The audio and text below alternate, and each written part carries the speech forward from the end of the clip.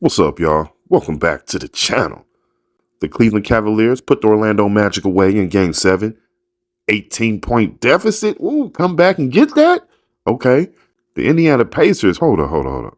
The Knicks is for real. I told you guys that the Knicks are not going to stop. They don't quit. They don't, they don't quit. Man, and then the Nuggets down 0-2 already? Oh, man, let's just jump right in and talk about it. You know how we do. It's something about your girl. See, that's how the Nuggets were looking out there on the court. The Nuggets were looking just like that, like you paid all that money to go to a show, and that's what you get. That's what you get. You know, somebody pretending to play basketball, pretending to sing, pretending to dance. You're trying to, man. Anyway, let's just jump right in and talk about it for real this time.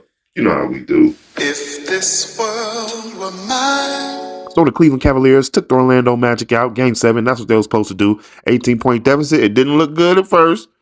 But Donovan Mitchell, you know, the rest of the guys, they did what they were supposed to do. I mean, at least to me, you know, that's who I was rocking with.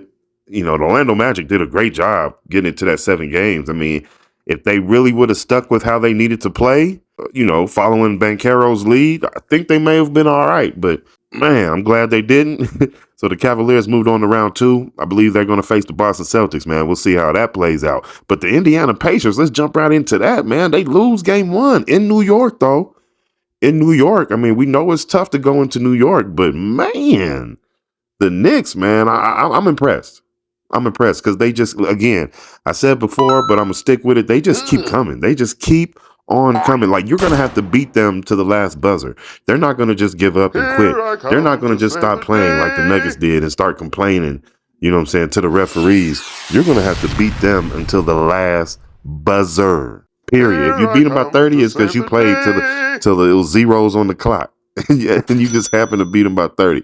So we'll see if the Pacers can figure that out. Because if there's any team that I thought could play in the way that's needed to play to beat the Knicks, to put that pressure on the Knicks, to constantly put that defensive pressure on the Knicks, to not let Jalen Brunson, wow. I mean, Mighty Mouse. That's all I'm going to say, y'all. Mighty Mouse. They couldn't do, man, Mighty Mouse. Mighty Mouse. Now, let's just jump into these Denver Nuggets, man. Let's jump into the Denver Nuggets and the Minnesota Timberwolves. I also said that the Timberwolves are some dogs, regardless of how you feel about Cat and Rudy Gobert. They're following the lead of Anthony Edwards, and we've already seen the other guys. They've already followed the lead of, you know, McDaniels, Conley, who's a veteran. You can tell they just took his lead. Like, oh yeah, he's a dog, and they did what they was going to do, and they play how they want to play. And it was a problem for the Nuggets in Game 1. It was a problem for the Nuggets in Game 1, and Anthony Edwards had a bigger game in Game 1. They didn't really need Cat in that Game 1, and in Game 2, they definitely didn't need Rudy Gobert. I mean, my goodness. In Game 2, the Wolves let it be known that they are a problem. Still haven't lost in this playoffs yet.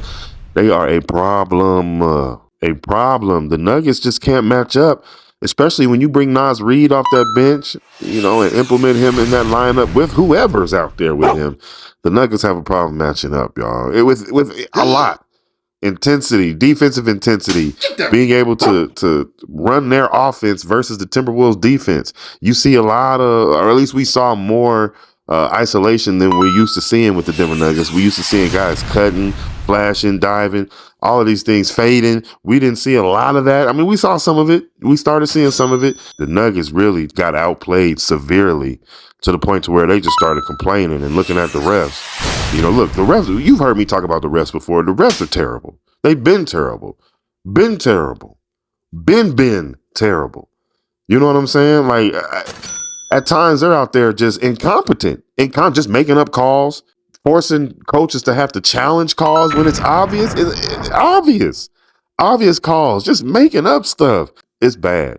It's bad. And I don't have any problem with the refs allowing these guys to play defense more. You know what I'm saying? Be a little more handsy. You know what I mean? I have no problem with that. But my goodness, man, you still need to know what a foul is. You still need to understand what marginal contact really means. Stop just using it as an excuse to not be wrong. Understand what you're saying, and you're putting yourself in positions to make yourself even look worse by some of the things that they're saying and the reasonings behind it. It's ridiculous. It's sad. It's sad. It's sad. But with that being said, with all of that disgusting mess being said, the Nuggets still, you gotta understand that, and there's still a way you need to play despite all of that. And the Nuggets weren't doing it. They weren't focused. They weren't mindful at all. They didn't play mindful basketball. Their emotions, they were emotional, very emotional. It just, and then, a couple players were disconnected. You know what I'm saying? So that's not gonna get it done. That's what's gonna get your behind whooped, which is what they got. They got straight up and straight down stepped on by the Timberwolves, dogs out there. So we'll see how the Nuggets respond because they're going to need both games. This game 3 and game 4, they're going to need them both because they get behind the ball like that and have to win 3 in a row. Yeah, I don't know. I don't see that happening, y'all. Comment down below. Let me know what you guys think, but I don't see that happening. I mean, if any team can do it, maybe the Nuggets can with that starting 5 if they play great for all those 3 games on both ends. And maybe if that bench comes in and defense happens to be their strong suit, I'm saying if it happens to be their strong suit, if they can figure out that that's where they can contribute on a high level is defensively with their activity and their effort and their energy, maybe they can do that. I don't know. It's not looking that way to me. Comment down below. Let me know what you guys think about this series with the Minnesota Timberwolves and the Denver Nuggets. Is it already over with? I thank you guys for watching. Thank you for joining me. Remember to like, comment, share, and subscribe, and I'll see you guys on the next one. All right. If this world were mine,